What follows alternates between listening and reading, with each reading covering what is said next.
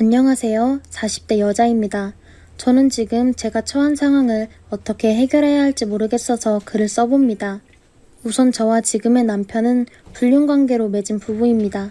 얘기를 들으시기 전에 단순히 위의 첫 한마디만을 들으시고 저를 판단하실 수 있겠지만 저도 처음에는 그저 평범한 한 사람의 여자로서 사랑받고 싶고 행복하게 살고 싶던 보통의 여자였습니다.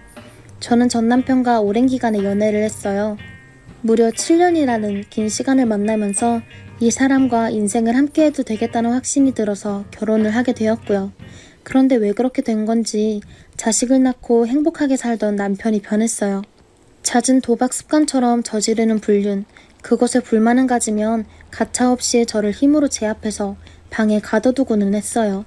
그 방에서 울면서도 자식들을 생각하며 쉽게 이혼도 하지 못하고 이악 물고 버티면서 생계에 앞장서서 열심히 돈도 벌었지만 남편이 벌려놓은 노름빚 갚느라고 늘 힘든 생활의 연속이었죠. 그렇게 고생해서 어느 정도 빚을 다 갚았을까? 이제는 좀 마음 편하게 살아야지 싶었는데 그때도 다른 불행이 찾아왔습니다. 항상 불안한 마음, 쫓기는 마음으로 몇 년을 살아서일까? 스트레스를 항상 몸에 달고 살아서 그런지 저에게 자궁암이 찾아왔습니다. 다행히 지금 현재는 수술을 받고 완쾌가 된 상태이지만요. 하지만 그 당시에 그렇게 힘든 암투병을 할 당시에도 남편은 다른 여자를 계속 만나면서 바람을 폈고 병실에도 자주 오지 않았습니다. 그나마 오면 있는 둥 없는 둥 하다가 옆을 지켜주지도 않고 금세 나가버리고 말더군요. 그냥 그 모습을 보는 게 더 속상해서 차라리 안 왔으면 좋겠다는 생각까지 들었네요. 다행히 수술 후에 경과가 좋아서 잘 치료받고 투병 생활을 마치고 퇴원을 했는데 퇴원한 지 얼마 지나지 않아서 다시 새벽까지 링거를 맞으면서 돈을 벌러 다녀야만 했고 몇 개월의 투병 기간 동안 남편이 갚아놓은 빚을 다시 원상복구 시켜놨더라고요. 바람난 여자와 쓸 돈이 없으니 또 대출 아무리 해도 줄어들지 않는 빚. 그 빚은 내 몫으로 해두고 편하게 바람이나 피고 다니는 남편을 보니 자괴감이 들더군요. 도저히 내 삶의 이유를 찾을 수가 없자 지독한 외로움이 찾아왔어요. 그렇게 외로움에 시달리다가 우연히 찾게 된 채팅 사이트에서 그곳에 접속해서 얼굴도 모르는 사람들과 대화를 주고받으면서 한풀이를 했고 저의 이야기를 공감해주고 잘 들어주고 이해심이 많은 사람을 만나서 그와 연락처를 주고받고 저 역시도 바람을 피게 되었습니다. 난생 처음 남편이 아닌 다른 이성에게 위로를 받았어요. 그 위로를 받으면 받을수록 내가 얼마나 불쌍한 사람이고 외롭게 살았는가 하는 생각이 들더라고요. 심장이 뛰기 시작했습니다. 잔잔하게 기분 좋은 설레임의 감정, 처음 연애했을 때 그 기분 좋은 감정을 다시 느끼게 되면서 저는 단순히 위로를 위해 만났던 그 사람과 하지 말아야 할 행동들을 하기 시작했어요. 결국 그와 잠자리를 가지게 되었죠. 아마 그때부터였던 것 같아요. 제가 그에게 마음이 완전히 돌아선 순간이요. 하지만 평생 바보같이 일만 하며 둔하게 살아왔던 저인지라 몰래 숨어서 그를 만나는 게 참 어설펐나 봐요. 얼마 안 가서 지금의 남편에게 저의 불륜 사실을 들키게 되었습니다. 하지만 더 놀라웠던 사실은 이미 남편이 저의 불륜 사실을 이전부터 인지하고 있었고 언제 어디서 모았던 건지는 모를 사진들과 증거 자료들을 많이도 준비해놨더군요. 현실을 부정하고 싶었지만 할 말은 없었고 유일한 자기 변호로 할 수 있는 말은 이 말뿐이었어요. 너도 바람 폈잖아. 너는 되고 나는 안 돼? 라며 처음으로 소리를 질렀죠. 하지만 증거 있냐? 증거 있어? 라고 배째라는 식의 남편의 말을 생각해보니 저는 바보같이 증거도 복원해두지 않았다는 것을 알게 되었죠. 분했어요. 살면서 겪었던 그 어떤 일보다도 분하고 원통했어요. 결국 저는 지 자식 다 포기하고 위자료 한 푼도 못 받고 이혼을 당했습니다. 그런 저를 2번 슬프게 만든 것은 세상이었어요. 평범하고 멀쩡하게 행복하게 살던 가정을 아내인 제가 바람이 나서 불륜을 저지르고 깨뜨렸다는 낙인이 찍힌 불륜녀가 되어 그 동네에 살 수 없을 만큼 손가락질과 멸시를 당하게 되었다는 사실이었죠. 그곳에서 살 수 없게 된 저는 사람들을 피해 그곳을 떠났고 저만 보고 살겠다. 항상 내 편에서 힘이 되어주겠다던 지금의 남편을 믿고 얼마 안 가서 재혼을 하게 되었습니다. 물론 남편은 초혼이었고요.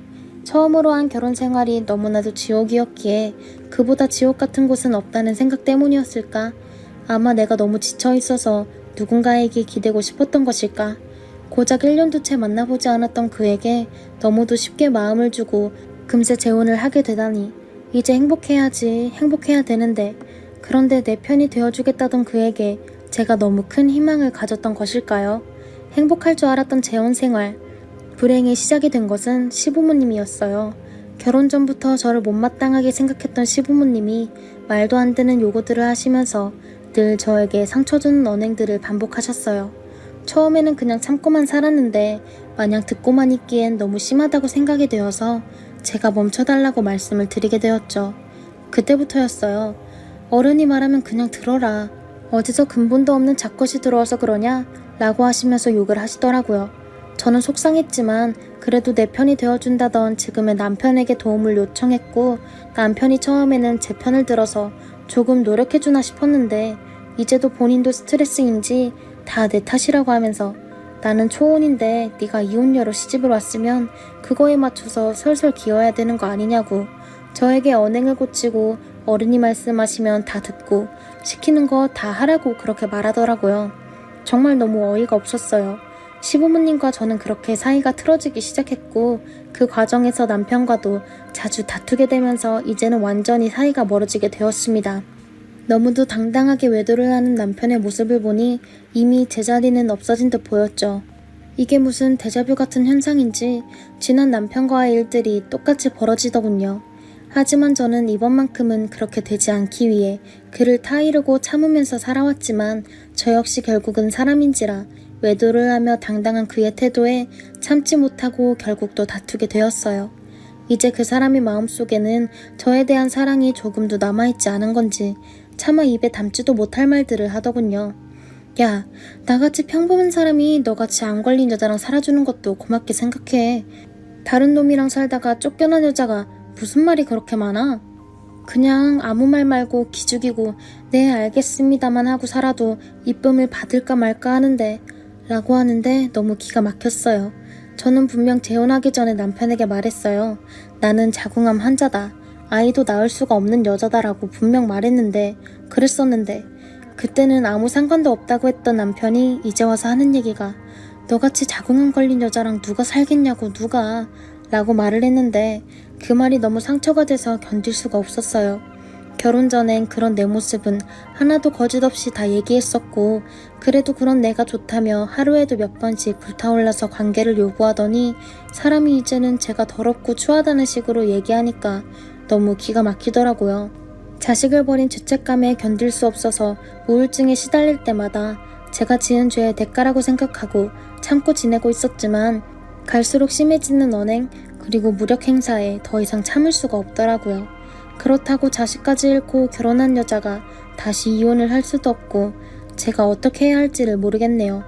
물론 이 모든 것은 불륜을 저지른 저의 대가이겠지만 너무 괴로워서 누구한테도 말도 못하고 이렇게 글을 올립니다. 지금 이 순간 가장 괴로운 것은 전 남편에게도 폭행을 당하던 내가 지금의 남편한테까지 똑같이 당하고 있다는 거예요. 자존감도 없고 그냥 이대로 수긍하며 살아야 되나 싶고 저를 포기하고 놓고 살아야 되나 싶네요. 이제는 또다시 이혼을 할 용기도 없고 대체 어떻게 하면 좋을까요? 안녕하세요. 저는 올해로 40대 후반의 여자입니다. 저희 남편을 20대 중반에 만나서 결혼을 하였습니다. 저희 남편, 저와 결혼 전 연애할 당시에는 미래가 창창한 명문대 법대생이었고 저는 경남 김해 쪽에서 농사를 하고 계시는 부모를 가진 지극히 평범한 여자 대학생이었습니다. 그런 남편이 저를 좋아했던 이유는 당시에 저는 제 입으로 말하기는 좀 쑥스럽지만 외모가 나름 빼어난 편이라 남자들에게 많은 인기가 있었습니다. 남편 또한 그런 남자 중 하나로 소개를 받게 되었고 그렇게 남편은 저를 1년 넘는 시간 동안 쫓아다녔습니다.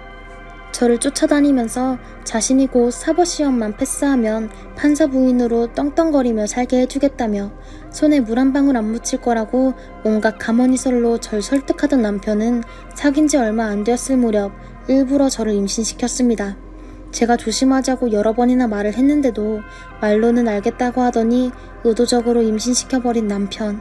결국 저는 대학도 제대로 못 마친 상태로 임신을 하게 되었고 처음으로 시댁분들과 마주하게 되었습니다. 시댁에서는 저를 보면서 자기 귀한 아들을 홀려서 제가 일부러 남편에게 임신시키게끔 한 것이 아니냐며 더러운 여자 취급을 했고, 신혼이라 시어머니가 공격하는데 그때마다 남편이 옆에서 길길이 날뛰면서 방어를 해주어서 시댁분들은 못마땅했고, 그 반대로 저희 친정은 귀한 사이가 들어왔다고 좋아하는 그런 결혼식을 하게 되었습니다.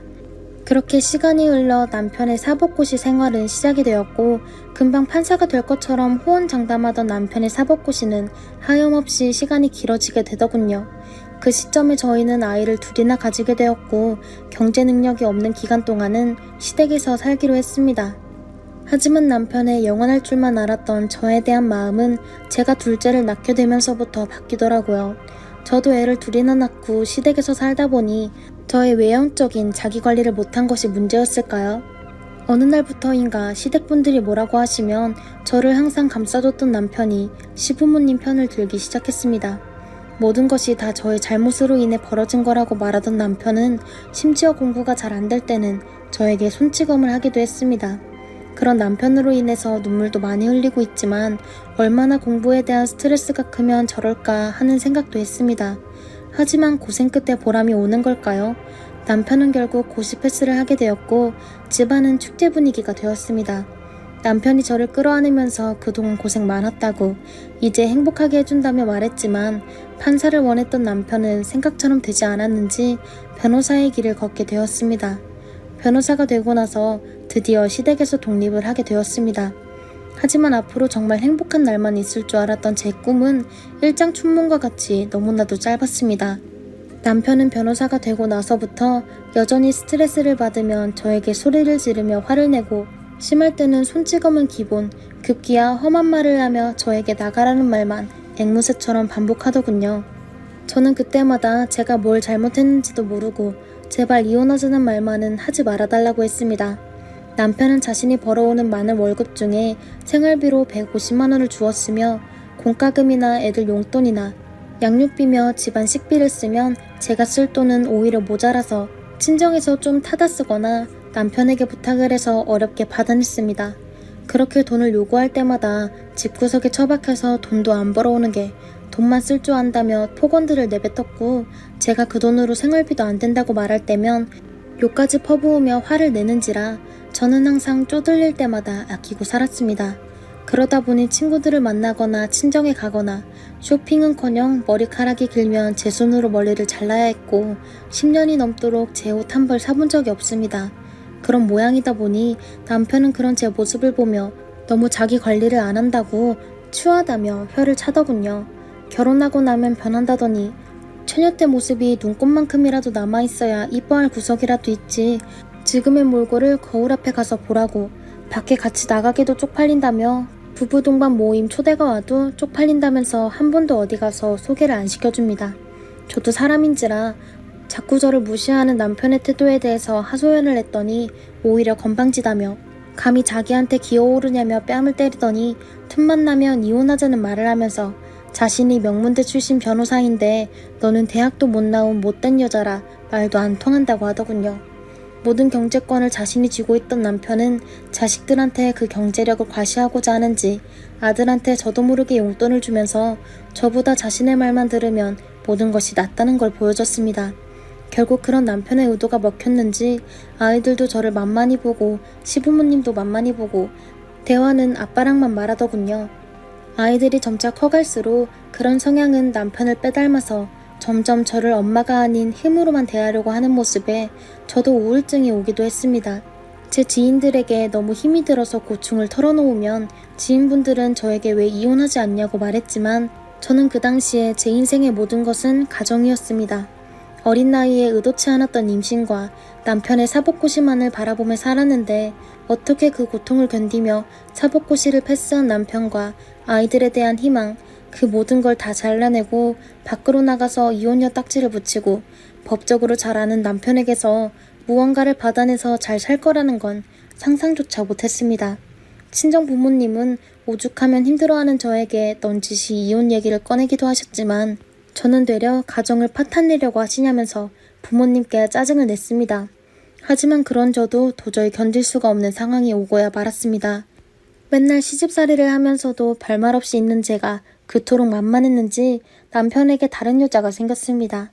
심지어 그 이야기를 저에게 당당하게 말하며 이혼하자고 뻔뻔스럽게 말하더군요. 대체 뭐하는 여자냐고 물었더니 저랑은 비교도 안 되는 여자 의사랍니다. 그것도 남편이랑 나이 차이도 7살이나 나더군요. 대체 이런 여자가 왜 이런 남자를 좋아하나 했더니 이 여자도 알고 보니 이혼녀더군요. 저는 제가 잘못한 게 하나도 없다며 평생 고생만 해왔는데 무슨 이혼이냐고 절대 못한다고 했습니다. 그때부터 남편은 틈만 나면 저에게 이혼을 요구했고 제가 거절하여 화가 날 때마다 저를 때리기 시작했는데 정말 하루하루가 지옥 속에서 살았습니다. 그 생활을 견디고 있는 중에 저에게 가장 충격적인 일이 생기고 말았습니다. 바로 저희 아이들이 그 상간녀의 존재를 알고 있고 심지어 그 여자 보고 새엄마라고 부르고 있더군요. 어떻게 알았냐면 저희 첫째가 저한테 우연히 다 말해줬습니다. 자기도 엄마한테 잘 못해줘서 미안한 것뿐인데 이렇게 지내지 말고 차라리 이혼하셔서 돈이라도 좀 받아가시라고. 아빠가 이미 저희한테 그 여자분 소개도 다 시켜주시고 엄마라고 부르라고 했다고 이미 몇 차례나 만났다고 하더군요. 지금 이혼하면 아빠한테 위자료를 많이 받지 않겠냐는 말에 저는 순간 정신이 나가는 줄 알았습니다. 결국 남편이 집에 들어오자마자 제가 난리를 쳤고 처음으로 남편 얼굴에 상처를 남겼습니다. 결국 남편과 이혼을 하게 되었지만 결코 과정은 깔끔하지 않았습니다. 남편은 이혼하자는 말에 신이 난 듯 절 쫓아냈고 저는 위자료와 재산 분할을 이야기했으나 남편은 콧방귀를 뀌면서 너가 벌어온 돈도 없는데 무슨 위자료냐며 제 인생을 파멸시키기 전에 그냥 순순히 나가라며 협박하는 남편. 덕분에 저는 태어나서 처음으로 남편 말고 다른 변호사를 만나 상담하고 진행하게 되었습니다. 결국 남편의 큰소리와는 다르게 남편이 유책 배우자로 되어서 결국 재산까지 절반 가까이 받게 되었고 상간녀 소송까지 진행하자 남편이 길길이 날뛰던 모습들이 떠오르는군요. 상간녀에게 이미 새엄마라고 부르던 애들은 남편이 데려갔습니다. 그렇게 저는 수십 년의 대가로 아이들도 뺏기고 남편도 뺏긴 저는 태어나서 생각지도 못했던 돈을 손에 쥐게 되었고 부모님과 같이 살게 되었습니다. 시간이 지날수록 남편과는 연락이 없었고 아이들은 그나마 첫째가 가끔씩 연락을 했는데 미국으로 유학을 간 탓에 소식이 잠잠해졌고 둘째는 오히려 저를 너무 막대했던지라 엄마 쪽팔린다며 남편이랑 똑같은 소리를 하던 놈이었습니다. 그 후 세월이 좀 흐르고 생각지도 못한 일이 벌어졌습니다. 바로 부모님이 농사를 짓던 땅이 어느 순간부터 갑자기 아파트가 들어선다며 말이 많아지더니 재개발 보상으로 수십억이나 되는 돈을 부모님이 손에 쥐게 되었어요. 돈이 정말 좋기는 좋은 건지 경제적인 여유가 생기니 저도 다시 제 자신을 가꿀 수 있는 여유를 가지게 되었고 그렇게 몇 년의 시간이 흘러 자신감까지 다시 되찾게 되었습니다. 그러다가 어디서 소문을 들었는지 남편이 수년 만에 뜬금없이 찾아와서는 요즘 여기 재개발된다고 그러던데 혹시 부모님이 보상을 받았냐고 물어보더군요.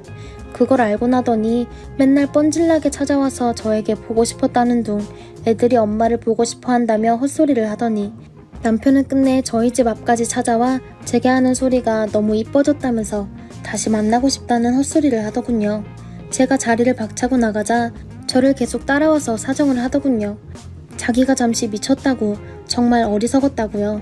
알고 보니 남편의 변호사 일이 제대로 풀리지 않아서 일도 잘 안 들어오고 법률사무소 수익이 예전 같지 않다 보니 제 부인과도 이혼을 했다고 합니다. 그렇게 2번 파국을 맞고 나니 큰아이 유학비도 감당이 안 되고 그 와중에 둘째는 자기도 유학 보내달라고 조른다고 하네요. 남편이 이런 하소연을 하자 저는 남편에게 말을 했습니다. 내가 왜 이걸 신경 쓸 일이냐고. 아이들은 이제 모두 성인이 되었고 어차피 엄마 취급도 안 하던 애들인데 내가 알 바도 아니라고 했습니다. 남편은 이제 둘째까지 데리고 와서 제 앞에서 무릎까지 꿇고 싹싹 빌으라고 하더군요. 우리 다시 시작하자라면서요. 둘째는 옆에서 머뭇거리며 마음에도 없는 말투로 엄마 정말 보고 싶었다고 하는데 표정에서 팍팍 느껴졌어요. 억지로 한다는 것을요. 두 부자의 얼굴을 보면서 저는 확실히 깨달았습니다. 그리고 물어봤습니다. 내가 만약 돈이 없었다면 찾아왔을 거냐고 물었습니다. 그 말에 선뜻 대답은 못하고 오로지 정말 보고 싶었다고 하는 소리에 저는 순간 화가 치밀어 올라서 소리를 질렀어요. 그렇다면 왜 5년 동안 잘 나가던 시기에 여기에 한 번 오지도 않고 이제 와서 엄마를 찾고 아내를 찾냐고요. 너희는 내가 아니라 돈이 필요한 거라고. 나 이제 새로운 남자도 만나고 있고 그 사람이랑 결혼까지 생각하고 있다고 괘씸해서 거짓말까지 만들어서 쫓아냈습니다. 내 배로 낳은 자식이지만 신기하게 모성애도 안 생기네요. 그저 저들을 계속 안 보고 살고 싶어요. 정말 남자라면 이젠 지긋지긋합니다. 저랑 남자친구랑 나이 차이가 꽤 나고 1년 넘게 사귀고 있습니다. 초반에 의심스러웠던 부분이 몇 개 있었는데 지금은 그 사람을 잘 아니까 아닌가 싶기도 하고 지금도 너무 긴가민가한데 의심하는 제가 나쁜 것 같고 도저히 저도 확신이 서질 않아 일단 몇 가지 적어볼게요. 조언 부탁드립니다. 첫째, 남자친구 집을 모릅니다. 매번 남자친구가 저의 집으로 데려다줘서 집이나 주거 자체를 몰라요. 항상 만나면 밖에서 만나서 출발하고 차로 이동하고 그리고 또 데려다주고 한 번도 이 패턴을 벗어난 적이 없습니다. 그냥 대충 어느 역 근처에 자기 이름으로 집이 있구나 정도만 알고 있습니다. 보통 혼자 살거나 하면 여자친구 초대하거나 음식 같이 먹고 싶거나 그러지 않나요? 그래서 자동차를 유심히 봤는데 동호수 표지판 그런 것도 없습니다. 저번에 대화 중에 재개발 중이라고 해서 그 지역에 재개발 중인 아파트를 찾아봤는데 생각보다 많아서 찾기도 힘들고 딱 그 아파트라고 말을 안 하는 느낌이었어요. 한 번은 데이트에 자느라 늦어서 제가 집 근처로 찾아간 적이 있습니다. 말이 좋아 빨리 만나고 싶어서지 집을 한 번도 알려준 적이 없어서 찾아간 거였거든요. 집 근처에 무슨 역이 있는지 아니까 일어나자마자 준비하고 갔거든요. 그 역까지 갔는데 근처 백화점에 있으라고 해서 이따가 만났습니다. 엄마랑 같이 산다고 그러던데 그래서일까요? 대화할 때 은연중에 나오는 말 들어보면 엄마랑 사는 건 맞아요. 그래서 저도 첫 번째 이유로는 의심을 안 하고 넘어서고 있는 중이에요. 둘째, 전화를 잘 안 해요. 썸 탈 때는 전화 진짜 자주 했어요. 평일에도 주말에도 새벽에도 통화하고 밤늦게도 통화하고 한 번 통화하면 1시간은 기본이고요. 근데 썸 탈 때 몇 번 전화해보니까 외부 소음이 있더라고요. 담배를 피우니까 나와서 통화하나 싶어 전화할 때 지금 바뀌냐고 물어보니 집이라고 한 적이 있었어요. 근데 생생한 차 지나가는 소리를 들었던 게 걸리네요. 사귀고 나서 전화가 잘 안 됐습니다. 엄마랑 같이 산다고 했는데 썸 탈 때는 잘 되던 통화가 점점 줄어들더라고요. 영통은 제가 싫어서 해본 적이 없는데 해볼 걸 그랬나 싶어요. 잠이 진짜 많아요. 실제로 만나고 보니까 나이가 많아서 그런지 일에 시달려서 그런지 머리 대면 자고 금방 기절할 듯이 잡니다. 썸 탈 때 어떻게 밤늦게까지 전화하고 기다렸지 싶을 정도입니다. 근데 신기한 게 집에 가면 연락이 잘 안 돼요. 엄마랑 같이 산다던데 그래서일까요? 사귀던 중간에 남자친구가 회사 일로 오피스텔 얻어서 혼자 산 적이 있었는데 그땐 통화 잘 됐습니다. 물론 오피스텔 들어가면 자느라 똑같이 연락 두절.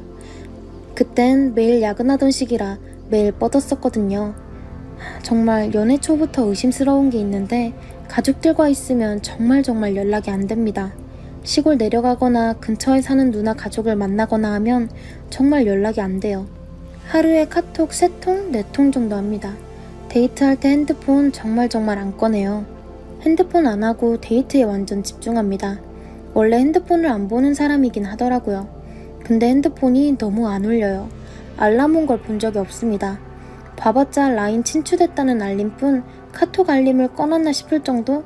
하나 걸리는 거는 연애 초에 핸드폰 한번 열어봤다가 소개팅 어플을 발견했습니다. 그 자리에서 열어봤는데 데이터 차단되어 있고 본인은 깔았었는지 모르더라고요. 근데 아이폰이라 핸드폰 바탕에 바로 있었는데 진짜 몰랐을까요? 제가 잘 몰라서 그러는데 데이터 차단이 뭔가요? 너무 안 들어가면 그러는 건가요? 그 어플로 헤어질 뻔한 날 울면서 전화하더라고요. 자기 진짜 몰랐...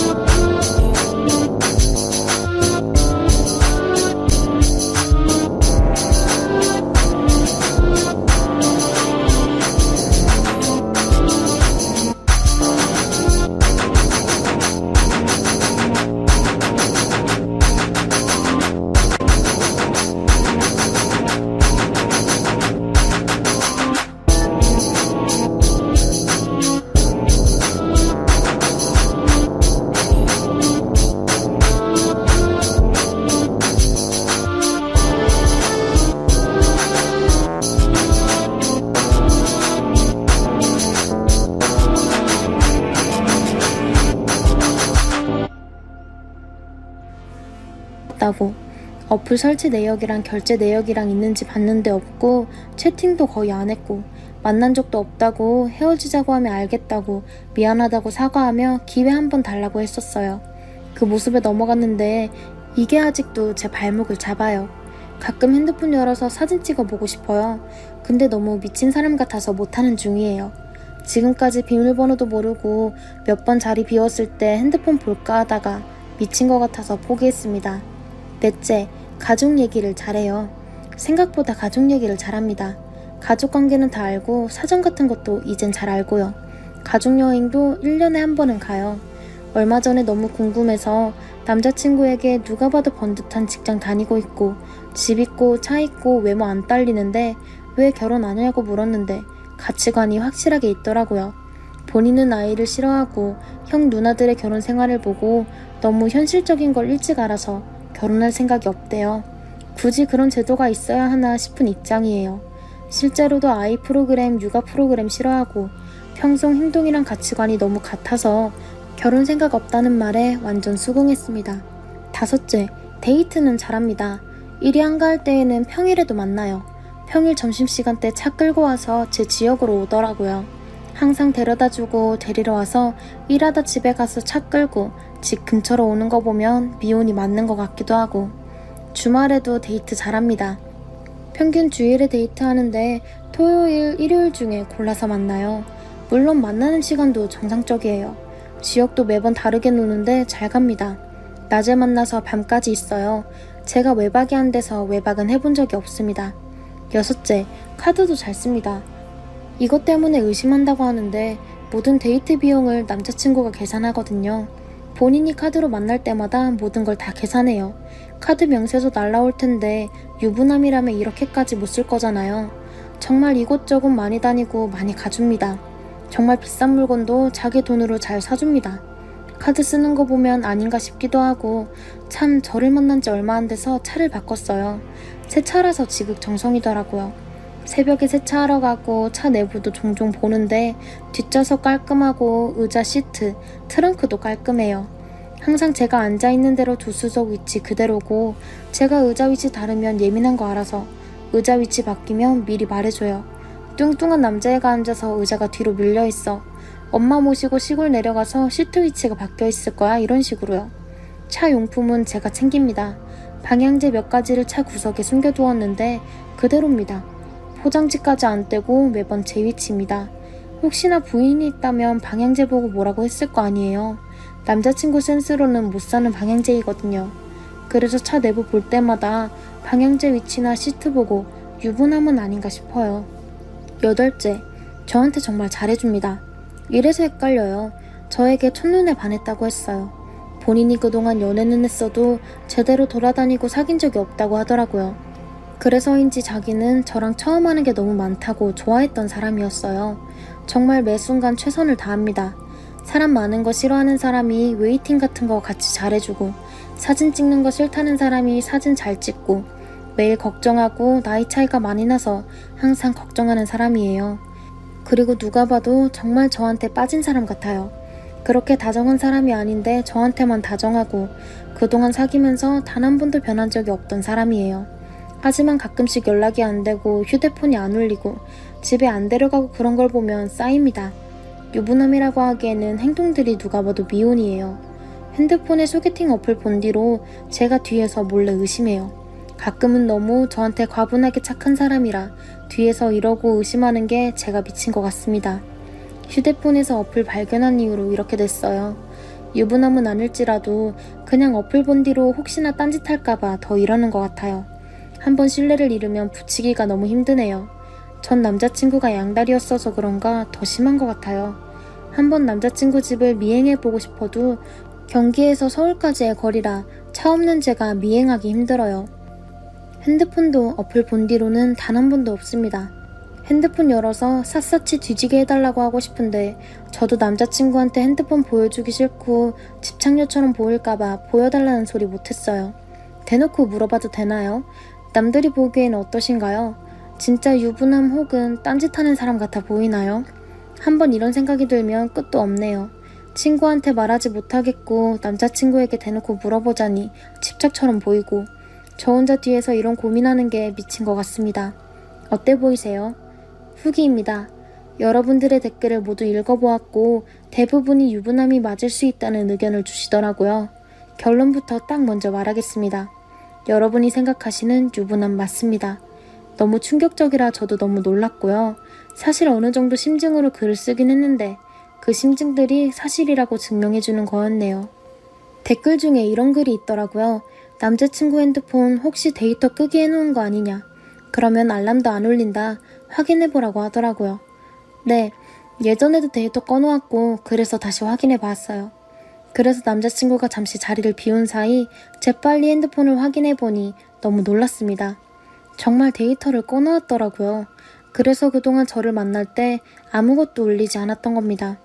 데이터 켜기를 누르는 순간 알람이 울리기 시작하는데 제 두 눈을 의심했습니다.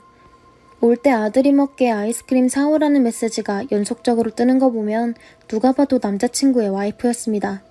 정말 너무 손이 떨리고 그 자리에서 눈물이 나오는데 이걸 어떻게 해야 하나 너무 고민했습니다. 그 배신감과 함께 어느 정도 예상했지만 진짜라고는 차마 믿기 싫었습니다. 모든 생각들이 머릿속에서 떠나질 않더군요. 남자친구가 돌아와서는 너무 놀라더군요. 저도 그 순간 눈이 돌아서 카페에서 큰 소리로 미친 사람처럼 소리쳤습니다. 대체 뭐 하는 사람이냐고. 이때까지 날 속이고 가지고 놀았냐고 그랬더니 남자친구가 앉아서 얘기하자고 하더군요. 그 사람 말로는 사실 결혼한 거 맞고 어린 아들도 있대요. 그런데 자기는 아들 때문에 같이 살고 있는 거지 이혼하려고 준비 중이었다. 방도 갑방 쓰고 있고 사실 별거나 다름없다. 굳이 이런 얘기를 하고 싶지도 않았다고 저를 첫눈에 보자마자 너무 반해서 거짓말까지 하게 되었다고 하네요. 너무 어이가 없고 황당해서 와이프에게 전화하라고 했습니다. 잘못했다고 비는데 제가 미친 듯이 소리를 질렀어요. 당장 전화하라고요. 결국 제가 미친 척하니 전화를 걸더라고요. 익숙한 듯한 목소리로 여자가 전화를 받더라고요. 전화했네. 오늘 몇 시에 와 여보? 이러더라고요. 그래서 제가 차분한 목소리로 모든 걸 차근차근 말했습니다. 그 여자는 너무 놀란 듯 보였고 제가 이 사람을 만났는데 유부남인지 몰랐다고 핸드폰을 보고 알았다고 차근차근 얘기했습니다.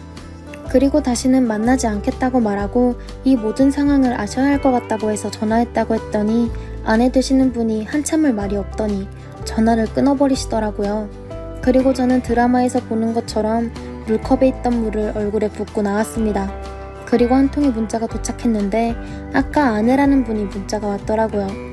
남편과는 모두 얘기했고 그쪽도 많이 당황하셨을 텐데 이렇게 알려주셔서 감사하고 남편과는 이혼을 진행한다고 말해주시네요.